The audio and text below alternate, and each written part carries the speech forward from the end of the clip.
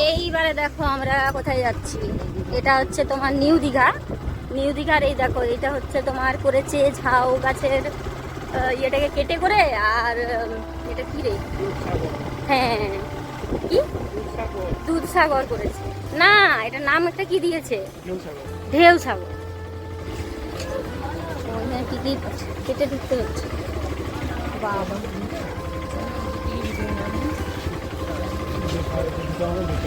এই যে হ্যাঁ একটা এই যে ময়ূরপঙ্খী করেছে। এটা হচ্ছে তোমার ঢেউ সাগর বানিয়েছে, রাতের বেলায় একটু চকমকি করে দিয়েছে।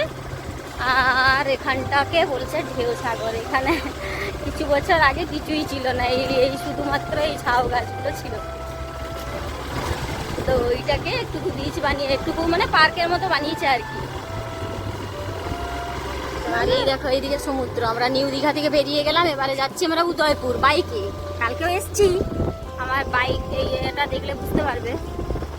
উদয়পুরের যে ব্লগটা আছে সেটা দেখলে বুঝতে পারবে। হ্যাঁ এই যে ছবি তোলার জন্য নৌকায় বাবা কুতু বাবাকে একটু উঠাবে না, উঠবে না আমারও জন্য করতে পারবে না। এই দেখো নৌকাটা দাঁড়াও, আমরা এই যে একটু পজ এখানটা একটু নৌকায় ছবি তুলে নিই, তারপরে আবার উদয়পুর যাব।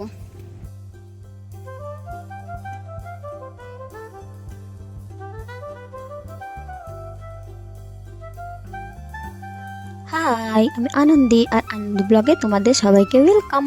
আর ঠান্ডায় ঠান্ডায় আমি তো বেশ ভালোই আছি, তোমরা সবাই কেমন আছো? যে এটা হচ্ছে আমাদের লাস্ট ডে অফ দীঘা। এই দিনে আমাদের ছিল হচ্ছে তোমার দীঘাতে সমুদ্রে স্নান করার দিন। এটা হচ্ছে দিন পুরোটাই স্নান করবে।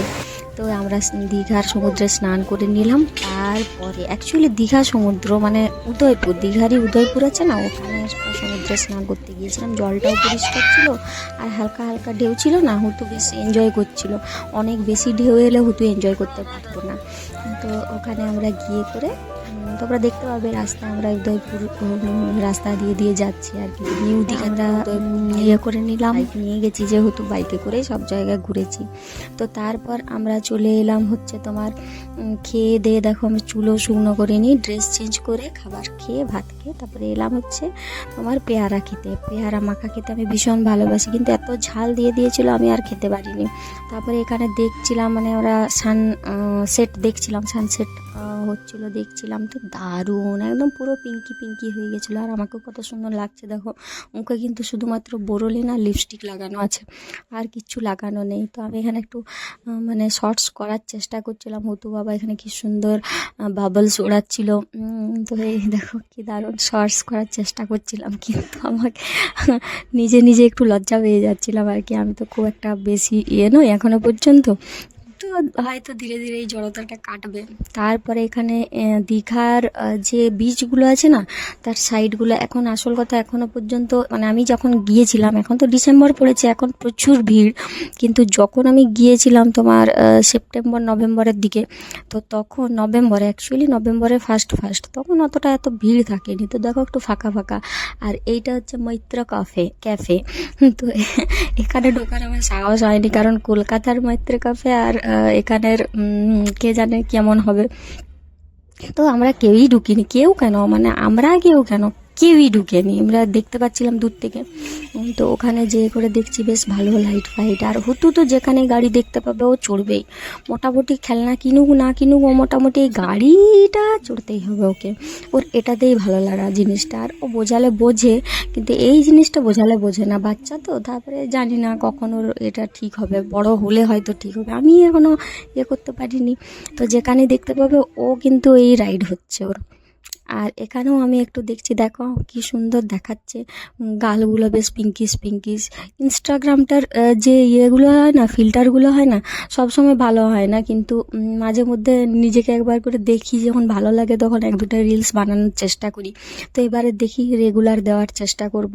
তো আমার ভিডিও তোমরা সবাই দেখো, কিন্তু যারা নতুন আছো তারা কিন্তু সাবস্ক্রাইব করে ফেলো। তারপরে এই দেখো এখানে এসেছি ম্যাগি। অ্যাকচুয়ালি আমরা যতদিন ধরে গেছিলাম হুতু বাবা সেরকমভাবে খাবার খাচ্ছিল না। ওকে আর 2 বছর বয়সও নিয়ে গেছিলাম, প্রচুর প্রবলেম হয়েছিল খাওয়া নিয়ে করে। ও বাড়িতে যেরকমভাবে সেই রকমটা খাচ্ছিল না, তাই সুজন খুঁজে খুঁজে ম্যাগি যেখানে তৈরি করা হয় সেখানে নিয়ে গিয়েছিল। তো ওকে ম্যাগি খাওয়ালাম, ওকে বিশেষভাবে ম্যাগি খাওয়ানো হয় না। তারপরে ওর পেটুটা ভরিয়ে পরে আমাদেরও ভরানো দরকার, তো আমরা লাস্টের দিনে যে বিরিয়ানি খেয়েছিলাম। আমরা বিরিয়ানি খাইনি প্রথমে, এবার পেট টেট খারাপ হয়ে যাবে ঘুরতে এসে। তো দেখো এখানে হাজি বিরিয়ানিতে সুজন লাইন দিয়ে, বাবা রে, দীঘার যে হাজি বিরিয়ানি আছে ওটা একটাই, তো ওখানে এত ভিড় এত ভিড়। তো এই বিরিয়ানিটা খেলাম তো ভালো, মানে একদম রেয়াজি যে মাটন হয় না, রেয়াজি মাটন, সেই মাটন একদম দারুণ জুসি মাটন দিয়ে তো করেছিল। আর এখানে হুতু বাবা, তুমি ওদিকে ক্যামেরাটা না দিয়ে করে সিক করে কপাট খুলে গেল ওর।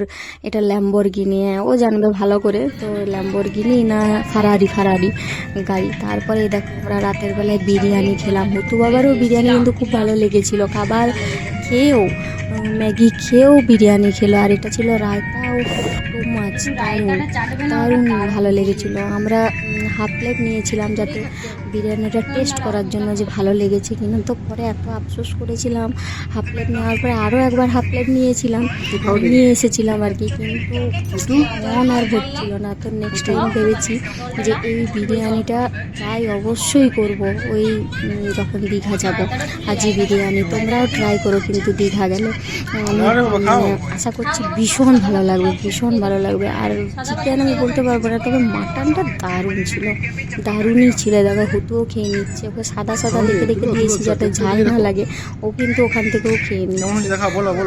বিরিয়ানি খাওয়া দেখিয়েই আমার ব্লগটা শেষ করলাম। আর তোমরা যদি এরকম নতুন নতুন ভিডিও পেতে চাও তাহলে আমার চ্যানেলটা অবশ্যই সাবস্ক্রাইব করো, আর কমেন্ট আর লাইক তো করো যদি ভালো লাগে। তো আজকের মতো এখানেই, টাটা, বাই বাই।